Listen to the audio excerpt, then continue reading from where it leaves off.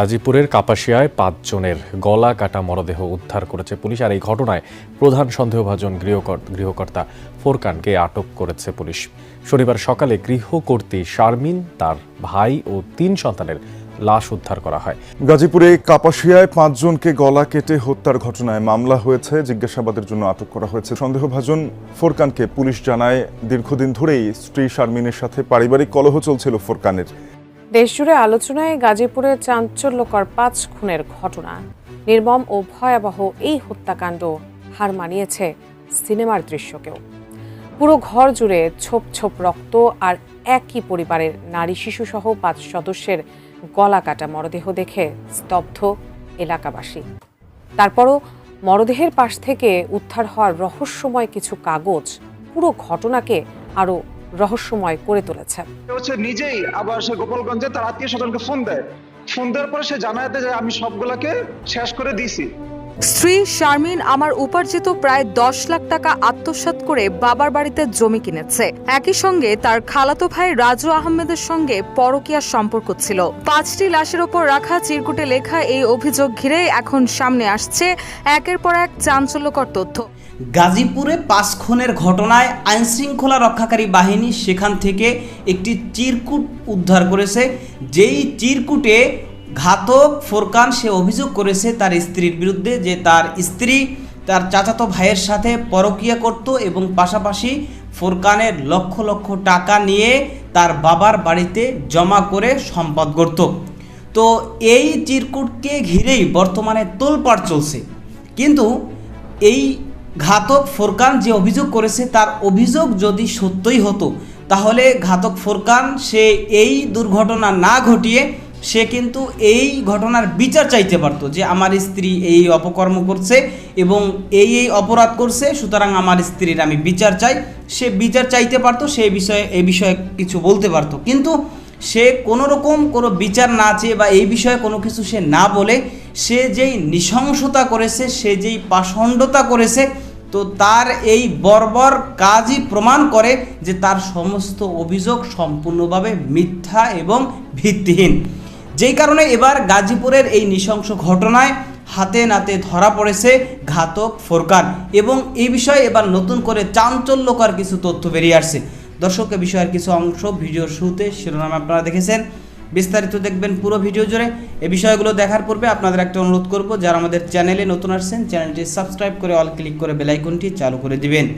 দর্শক, চলুন আমরা দেখব যে এই গাজীপুরের ৫ খুনের ঘটনায় যে এবার ঘাতক ফোরকান সে হাতে নাতে ধরা পড়েছে এবং চাঞ্চল্যকর যে তথ্যগুলো বেরিয়ে এসেছে সেটা আমরা দেখব। সেটা দেখার পূর্বে চলুন প্রথমে আমরা একটু দেখে আসি যে এই ঘটনার যারা প্রত্যক্ষদর্শী এলাকাবাসী এবং এই নিহতদের আত্মীয় স্বজন তারা এই বিষয়ে কে কি বলছে সেটা আমরা প্রথমে কিছু অংশ দেখে এরপরে বিষয়টা দেখব।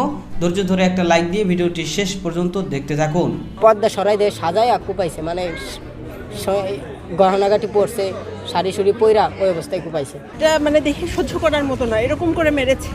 অবশ্যই বিচার চাই, মানে এটা কঠিন দৃষ্টান্তমূলক বিচার চাই, দৃষ্টান্তমূলক শাস্তি। যা দেখে অন্য মানুষ আর কোনোদিন এমন ধরনের কাজ না করে।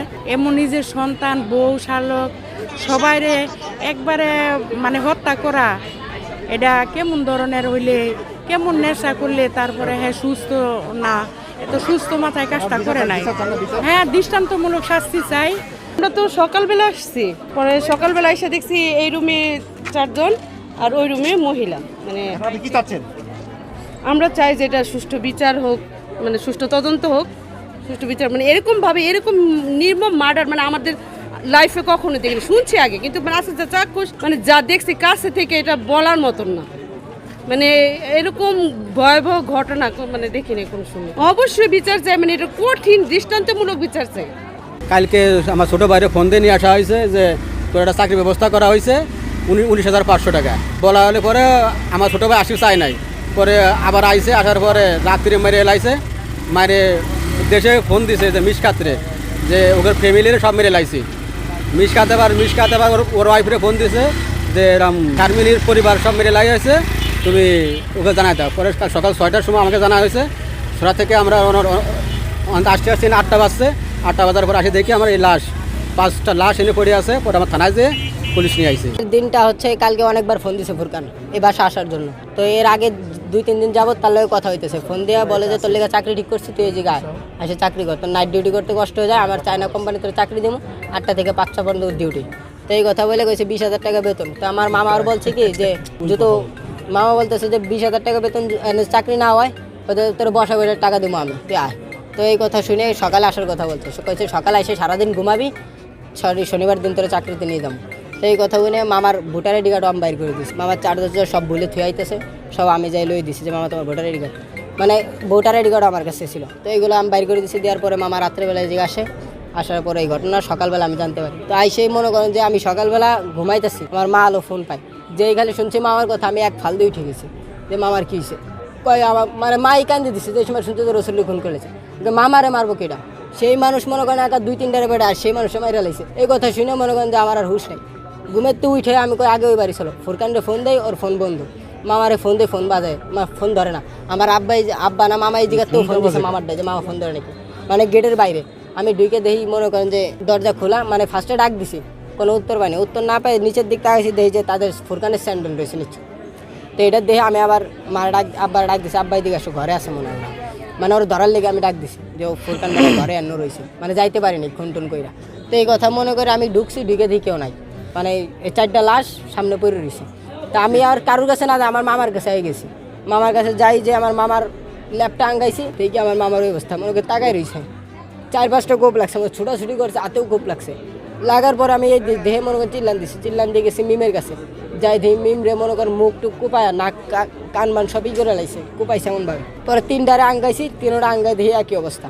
তারপরে খুঁজতেছে আন্টিরে, তা আন্টিরে খুঁজছি পাই নাই। আমার আব্বা আবার এই বেলকনিতে এসে খুঁজে পাই নাই। তা আমার আব্বা আবার তাই কী করছে, এই গ্রিলের সাথে যে পর্দা, এই পর্দা সরাই দিয়ে সাজায় আর কুপাইছে, মানে গহনাগাটি পড়ছে, শাড়ি সুড়ি পইরা ওই অবস্থায় কুপাইছে। কোপায় মনে করেন ওরকম বাইন্দে হাফিজুর। তোমার নাম কি? সাকিব। সাকিব, তোমার কি হয়? আমার সম্পর্কে আমার মামা আর আপন মামা আর আপন খালা, যে 2জন মারা গেছে। আমি ভিতরে ঢুকেছিলাম, 3টা মেয়ে বাচ্চা, একটা বাচ্চা তো খুবই ছোট, আমার বাচ্চার মতো বয়স, এটা মানে দেখে সহ্য করার মতো না, এরকম করে মেরেছে। তারপর একটা ছেলে আর 3টা মেয়ে, যে তাদের মা, 4জনই খুন হয়েছে। সবাইকে দেখলাম ভিতরে মানে চলছে, তদন্ত চলছে, সিআইডি টিম আছে, মোট 5জনকে মারা হয়েছে। কি মনে হচ্ছে আসলে এটা তো এখন তো বলা যাবে না, আসলে তদন্ত হোক, সব তো উঠে আসবে। মৃত্যুর কারণটা কি হতে পারে, কি মনে হচ্ছে এখানে, আপনি কি জেনেছেন এখানে? এখন আসলে কোনো মন্তব্য করাই ঠিক না, যেহেতু তদন্ত কার্যক্রম চলছে, চলুক, এখন কোনো কিছু না বলাই মনে হয় ভালো হবে। সে হচ্ছে নিজেই আবার সে গোপালগঞ্জে তার আত্মীয় স্বজনকে ফোন দেয়, ফোন দেওয়ার পরে সে জানায় যে আমি সবগুলাকে শেষ করে দিছি।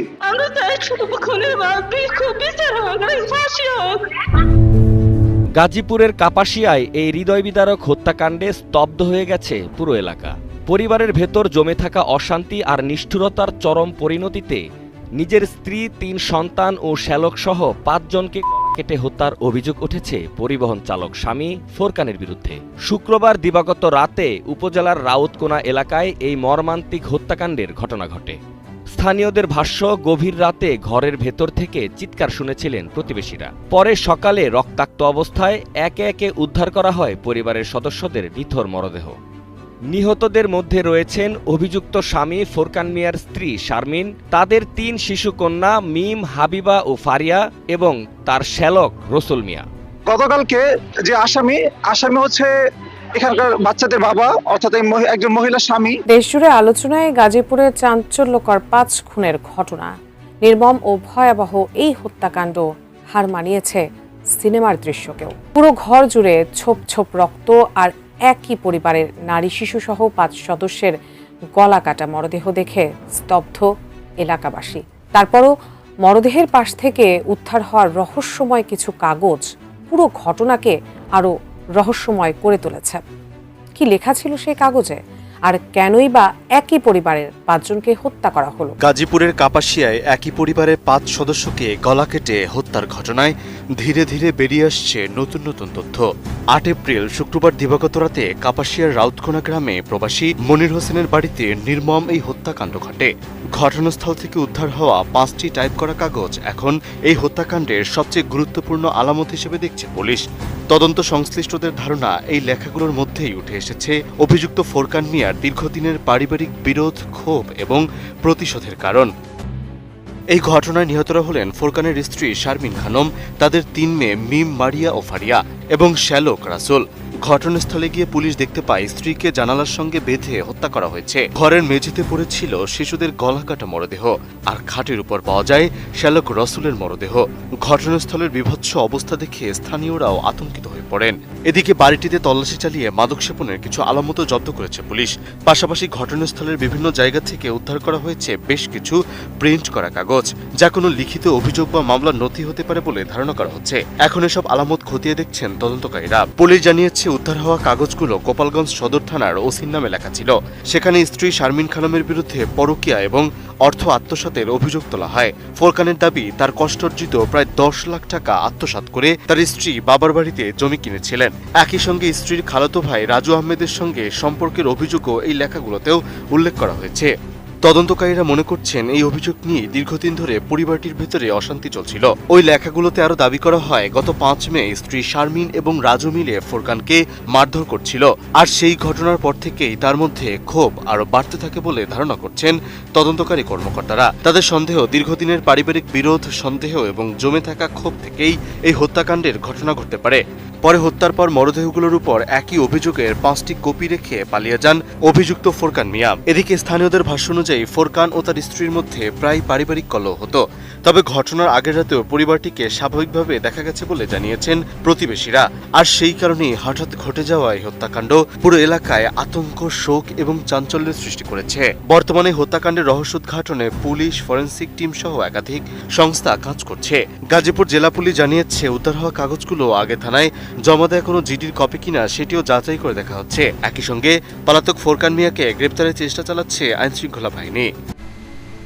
বর্তমানে দেশে বিভিন্ন জায়গায় বিভিন্ন রকমের দুর্ঘটনা ঘটতেছে। কোথাও ধর্ষণের ঘটনা ঘটতেছে, আবার কোথাও এরকম নৃশংস হত্যাকাণ্ডের ঘটনা ঘটতেছে। কিন্তু এই যে ঘটনাটা ঘটেছে, এটা কিন্তু আসলে খুবই বিরল। একেবারে একই পরিবারের 5 সদস্য এত নৃশংসভাবে তারা এই জঘন্য হত্যাকাণ্ডের শিকার হয়েছেন, এটা আসলে খুবই বিরল। একই পরিবারে 5 সদস্য এবং তাদেরকে এতটাই জঘন্যভাবে দুনিয়া থেকে শেষ করা হয়েছে, যা কল্পনাতীত, যা মানে কল্পনাও করা যায় না। তো এই ঘটনায় অভিযুক্ত যে ফোরকান, সে একটা চিরকুট লিখে এরপর সেখান থেকে সে সরে গিয়েছে এবং সেই চিরকুটে সে বিভিন্ন রকমের অভিযোগ উত্থাপন করেছে। সুতরাং তার যেই অভিযোগগুলো, এই অভিযোগগুলো যদি সত্যই হতো, তো তাহলে সে এই ঘটনার বিচার চাইতে পারত, যে আমার স্ত্রী এই অপকর্ম করছে, আমি তার বিচার চাই, বা সে বিষয়ে কোনো ধরনের কোনো অভিযোগ আইনিভাবে সে করতে পারতো বা আইনিভাবে কোনো পদক্ষেপ সে নিতে পারত। কিন্তু সে আইনিভাবে কোনো পদক্ষেপ না নিয়ে, সে এই বিষয়ে কোনো বিচার না চেয়ে, কিছু না বলে সে যে এই নৃশংস ঘটনা ঘটিয়েছে, এর মাধ্যমে এটাই প্রমাণ বহন করে যে সে যে অভিযোগগুলো করেছে, সে অভিযোগগুলো হয়তোবা মিথ্যা এবং ভিত্তিহীন।